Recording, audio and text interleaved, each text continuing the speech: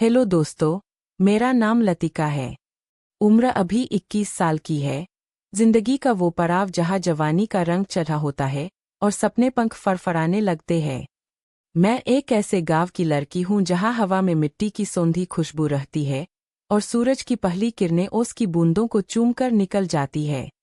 मेरी आंखें घनी काली है, जैसे अमावस की वो रात जो किसी राही को रास्ता भटकने पर मजबूर कर दे, और होठों पर हमेशा एक शरारती मुस्कान रहती है। गांव में लोग कहते हैं कि लतिका जब चलती है तो ऐसा लगता है जैसे खेतों में हवा के झोंके से फसलें झूम रही हों, लेकिन यह तो बस मेरी कहानी की शुरुआत है।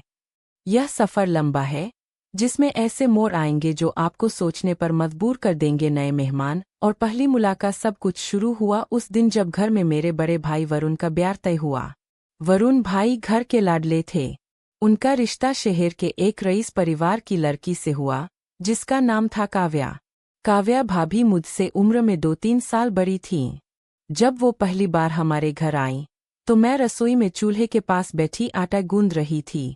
मेरे हाथों पर सफ़ेद आटा लगा हुआ था और चेहरे पर पसीने की छोटी छोटी बूंदें चमक रही थीं। वो अंदर आईं। उन्होंने फिरोजी रंग की साड़ी पहनी थी, जो उन पर खूब खिल रही थी। मुझे देखकर वो रुक गई और बोली, अरे लतिका, तुम तो बिल्कुल किसी फिल्म की नायिका जैसी लग रही हो। उनकी नज़रें मेरी सादगी पर ठहर गई थीं। मैंने मुस्कुराते हुए कहा, भाभी, यह तो बस आटे की सफ़ेदी है। असली निखार तो आपकी बातों में है। वो हंस पड़ी और उसी पल से हमारे बीच एक गहरी दोस्ती की डोर बंध गई। तभी बाहर से वरुण भाई की आवाज़ आई, लतिका, जरा चाय पानी देख, मेरे दोस्त भी आए हैं। उन दोस्तों में एक लड़का था जिसका नाम था आर्यन। आर्यन का व्यक्तित्व ऐसा था कि कोई भी उसे मुड़कर देखे। लंबा कद, गहरी आंखें और चेहरे पर एक अजीब सा आत्मविश्वास। जैसे ही उसने मुझे देखा, उसके चेहरे पर एक हल्की सी मुस्कान आ गई। वाह वरुण, तूने कभी बताया नहीं कि तेरे गांव में ऐसी सादगी और सुंदरता भी बसती है, उसने कहा। मैंने नजरें नीची कर ली और कहा, शहर की चकाचौंध के आगे गांव की सादगी फीकी ही लगती है आर्यन जी, उसने जवाब दिया। कभी कभी फीकी चीजें ही जिंदगी में असली मिठास भरती है। रिश्तों की कशमकश और चांदनी रात। ब्याह की तैयारियां शुरू हुईं। पूरा घर फूलों और रोशनी से सजा था। मैं आंगन में बैठकर गेंदे के फूलों की माला बना रही थी। तभी आर्यन पास आया और बोला, ये फूल खुशनसीब है जिन्हें तुम छू रही हो। मैंने एक लाल गुलाब उसे थमा दिया और कहा, फूल का काम खुशबू देना है, लेकिन उसे संभालने के लिए कांटों से बचना पड़ता है। उस रात गांव में गजब की चांदनी थी। मैं कुएं पर पानी भरने गई थी। चारों तरफ सन्नाटा था, बस रात के हिंगुरों की आवाज आ रही थी। आर्यन मेरे पीछे पीछे वहां आ गया। उसने पूछा, लतिका, इस अंधेरी रात में अकेले डर नहीं लगता? मैंने घड़ा भरते हुए कहा, डर उन्हें लगता है जिन्हें खुद पर भरोसा न हो। यह चांदनी तो रास्ता दिखाती है, डराती नहीं। मेरी साड़ी पर पानी की कुछ बूंदें गिरकर चमक रही थीं। आर्यन ने कहा, तेरी बातें और ये माहौल दोनों ही इंसान को मदहोश कर दे। मैंने सिर्फ मुस्कुराकर उसे देखा और घर की तरफ बढ़ गई। अगले दिन हल्दी की रस्म थी। मैंने काव्या भाभी को हल्दी लगाई। पीला रंग उनकी गोरी त्वचा पर चमक रहा था। आर्यन भी वहां खड़ा देख रहा था। उसने मजाक में कहा, लतिका, थोड़ी हल्दी अपने गालों पर भी लगा ले, असली निखार तो तभी आएगा। मैंने जवाब दिया, हल्दी तो उतर जाती है आर्यन जी, निखार तो मन की सच्चाई से आता है। संगीत, शरारत और एक बड़ा खुलास। दोपहर में संगीत का कार्यक्रम था।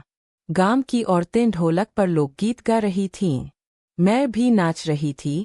दुपट्टा हवा में लहरा रहा था। आर्यन की नजरें मुझ पर से हट ही नहीं रही थीं। नाच खत्म होने के बाद उसने पास आकर धीरे से कहा, तेरा नाच देखकर लगता है जैसे मोरनी जंगल में थिरक रही हो।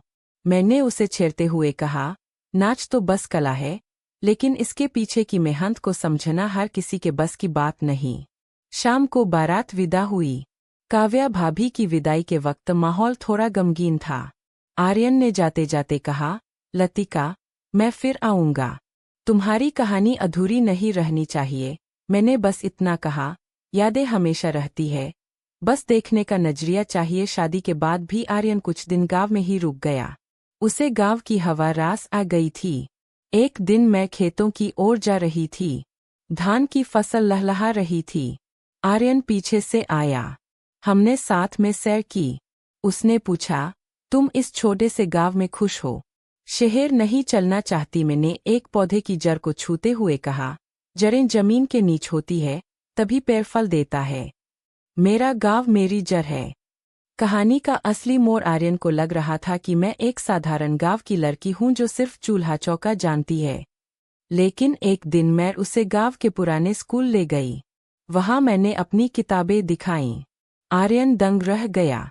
मैं गांव के बच्चों को शाम को पढ़ाती थी और खुद भी बड़े शहर में नर्सिंग की प्रवेश परीक्षा की तैयारी कर रही थी। मैंने उससे कहा, आर्यन, सादगी का मतलब ये नहीं कि मेरे पास सपने नहीं है। मैं पढ़ना चाहती हूँ, लोगों की सेवा करना चाहती हूँ। आर्यन की आंखों में मेरे लिए सम्मान और बढ़ गया। उसे अपनी गलतफहमी का एहसास हुआ कि उसने मुझे सिर्फ एक चेहरा समझा था, जबकि मैं एक इरादा थी। निष्कर्ष, आज कुछ साल बीत चुके हैं। मैं शहर के एक बड़े अस्पताल में नर्स हूँ। आर्यन से मेरी आज भी बात होती है, लेकिन अब वह मुझे एक प्रेमी की नज़र से नहीं, बल्कि एक दोस्त की नज़र से देखता है। वह भी अब अपनी जिंदगी में आगे बढ़ चुका है, पर वह अक्सर कहता है, लतिका, उस गांव की मिट्टी की महक आज भी मेरी यादों में ताज़ी है। यह कहानी मेरी खूबसूरती की नहीं, बल्कि मेरे जज्बात और मेरे स्वाभिमान की है।